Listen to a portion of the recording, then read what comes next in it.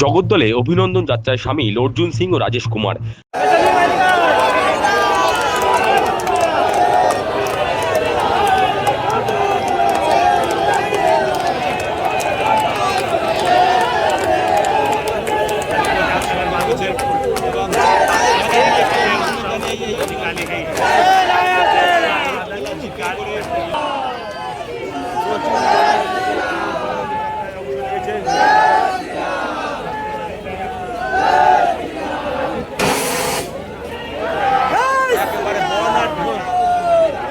জগদ্দল বিধানসভা কেন্দ্রে তৃণমূল ধরাশায়ী। এই কেন্দ্র থেকে জয়ী হয়েছেন প্রাক্তন পুলিশ কর্তা রাজেশ কুমার।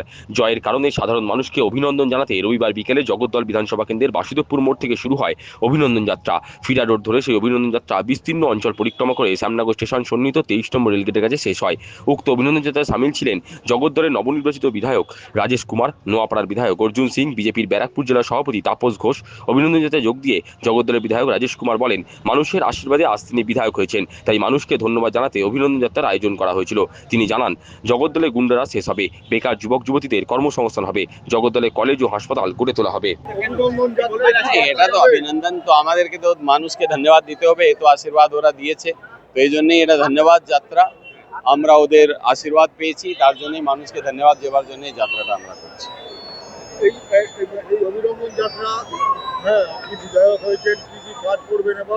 আমরা যেসব আমাদের প্রতিশ্রুতি আমাদের সংকল্পপত্রতে দেওয়া হয়েছে তার উপরে আমরা কাজ করব, এটাই আমাদের ইয়ে আছে। মানুষ যত চাইছে এখানে গুন্ডারাজ মুক্ত, আরও বেশি কর্মসংস্থান এখানে তৈরি হোক, এখানে যে বেসিক ইনফ্রাস্ট্রাকচারের উপরে আমরা কাজ করি এটা মানুষ চাইছে।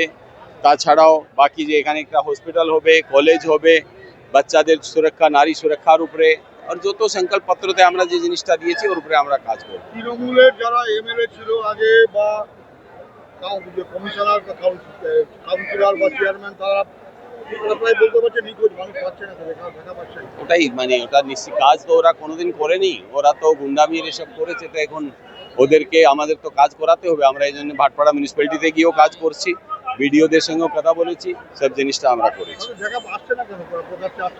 এটা তো কিছু তো এফআইআর হয়েছে, ওটিপি পাওয়া যাচ্ছে না ভাটপাড়া মিউনিসিপ্যালিটি, এটা তার জন্য তো কেসও করা হচ্ছে, ওদেরকে খুঁজে কাজটা তো করাতে হবে। এটা আমি কি করে বলবো, এটা তো আপনাকে ওদেরকে জিজ্ঞেস করতে হবে। এই সমস্যার সমাধান কবে হবে? বেশি হবে, হ্যাঁ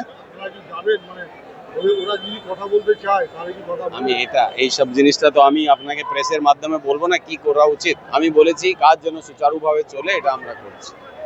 ঠিক আছে, অভিনন্দন যাত্রায় কোনখান থেকে শুরু হবে, কোথায় শেষ হবে? এটাই এখান থেকে শ্যামনগর রেলওয়ে স্টেশন অবধি এটা যাবে। ঠিক আছে।